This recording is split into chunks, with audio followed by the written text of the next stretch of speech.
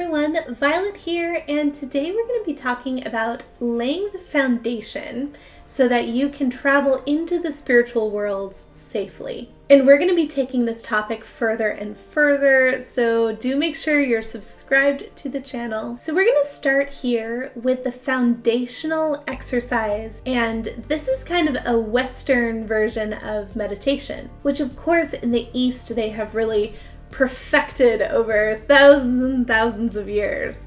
But this provides a bit of a different angle to meditation, which is very useful, especially in our current times of discernment. So there's always sort of a balance, I think, happening with Eastern and Western traditions. So a simple way that I look at this is in the Eastern traditions, you are separating yourself from thoughts. And in this particular Western tradition, we are mastering thoughts, which has some overlap, but there's also some difference. And in the Eastern traditions, there's often more of an emphasis of kind of separating yourself from like the typical daily life and society and, finding your way through a very like simplified and isolated environment. And the Western traditions, you'll notice, are very easily woven into kind of the practical day-to-day matters of life. So this is very useful, say if you're a parent, or you're working jobs and you need to, be able to fit in your spirituality and actually like weave it and integrate it into your life without giving up your responsibilities. So this is a practice that doesn't have to take a lot of time. It's more beneficial to do it for longer periods of time, of course, but consistency is actually more important than length of time here.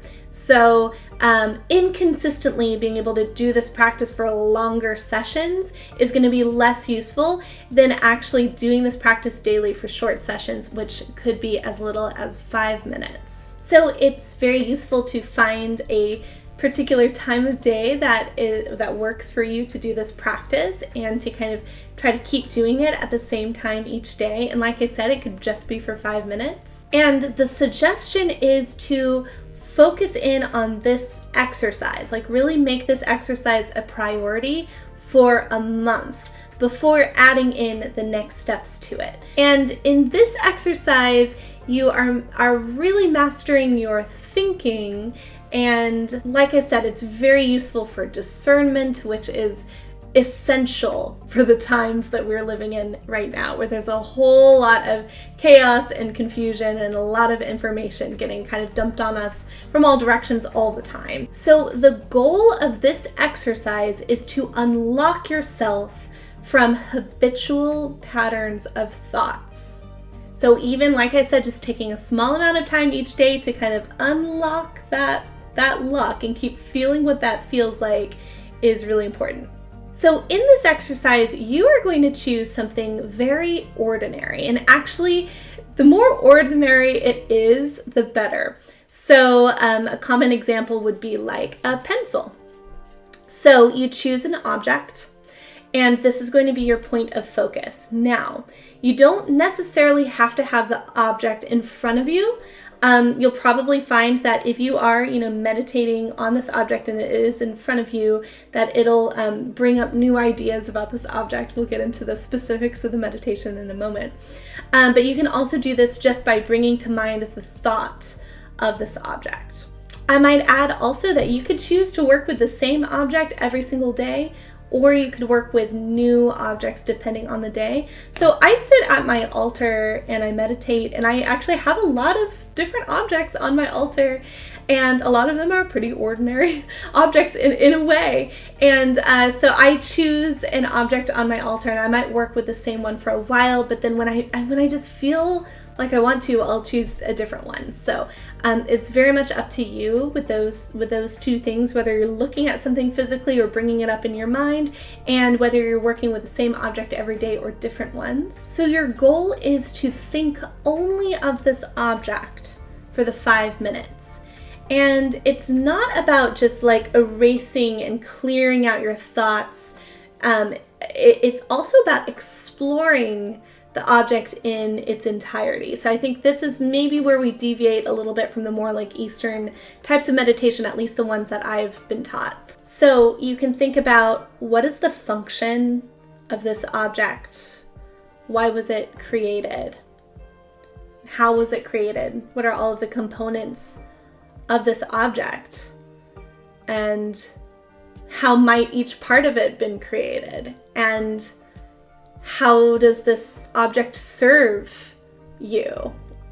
What's your history with this object? Questions like that, and continuously, just every thought has to do with the object in question, and you're really thinking it through entirely. And again, the more ordinary the object, the more interesting, because you can actually find quite a lot, and it can be very expansive. Then a subtle thing begins to happen that you'll notice, and you try to pay attention to this essence at the end of each exercise every time you practice, which is a sense of inner stability and security that comes from this thought control experiment. And then once you've identified that feeling, you've found it, you think of your head and the middle of your back, so your brain and your spinal column, and you try to pour that sense of stability and security into that area of your body. And that's the end of the exercise.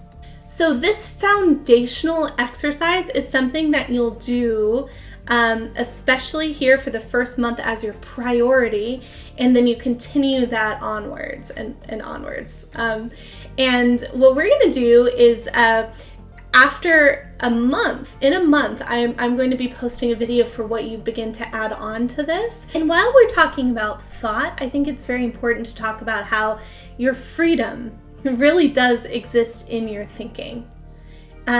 So like your physical body, for example, has a lot that it depends on in a materialistic way, right? And there are lots of areas of our life that have these kinds of tethers, and our thought is really where we are the most free. When pulling our thoughts away from the frenzy and the materialism of kind of like regular day-to-day life is really essential for just the very onset of spiritual development. And this exercise really helps with that, this type of meditation.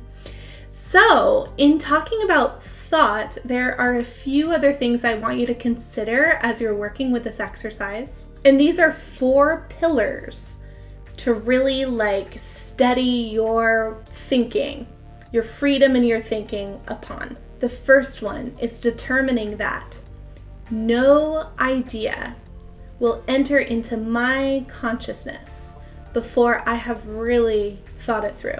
So you're not blindly just kind of absorbing what other people like tell you. You examine everything carefully with your own thinking, and you really like take on that individual component of it. So that's our first one. I have it written down. No idea should be allowed in my consciousness unless I have carefully examined it. And then the second is, I should nurture in my soul a vital obligation to continually increase the totality of my ideas. So in this one, we're, not meant to just kind of come into this world and find a truth and hang our hat on it and be done, and let our thinking, which really is, it's like a muscle, like it wants to be exercised, our thinking, let it grow weak and stagnant. No, we are meant to be expansive, to be creative, and part of this is to continually taking on like more and more ideas and more understanding of the world and more curiosities and things to think about. So continually bringing that in and building it within yourself. Number 3 is, I will gain insight into things only when I have neither sympathy nor antipathy toward any truth they may reveal. This is taking away your personal investment and your personal biases and allowing yourself to kind of be free of those sorts of like emotional pulls towards certain things. Letting go of certain desires, like to understand what really happens after death, to be able to receive that truth you have to let go of the desire to live on forever. And that's one example, and you can think of this in so many different areas of thought and things that are important to us. And the fourth one is, I must overcome my wariness of what seems abstract. This one's really interesting. Your goal in this is to develop a relationship with sense-free ideas, which means things that are not tethered to the material and physical world, but things that exist on the higher planes. And this is where you can access like higher plane level of thinking. So here is an example. You can see this in geometry. So a perfect circle doesn't actually exist in nature, but anything circular is basing itself off of the idea of a perfect circle. So there exists in the spiritual plane this like kind of this idea of a perfect circle, and then the material world responds to that idea. So that's one example that we, can have a relationship with as like geometry. But think about other things that exist in the spiritual world that we strive towards from the material plane, but we may not have like a literal physical example of to totally be able to grasp. You can also see this as like higher ideals, that just because no one can, actually fully like live up to this like perfection, and maybe this idea of a perfection or a perfect society or things like that can exist only in thought. Just because we can't meet that perfectly doesn't mean we shouldn't be striving towards that, and allowing those higher concepts to exist within us and not to shy away from them is also really essential. So I hope you explore thinking a lot more after listening to this exercise. And it's also something that you can regularly check in with yourself and your thoughts about throughout the day as you're just living your life, as you're going to your job, as you're, taking care of your responsibilities, as you're, living your life. You can pay attention to your thinking and think about those, releasing yourself from groupthink, from personal biases, like having an openness, having like an ideal, and all of these things. You can notice how your thinking begins to transform, and especially having that dedicated time to really allow your thinking to unlock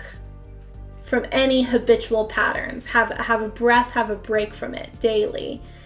This is going to be the important foundation to begin our esoteric studies, which will continue together. And like I said, I hope that you subscribe, hit that notification bell, and I will see you very soon. And in a month from when this video is posted, we will be posting the next exercise to add into this one.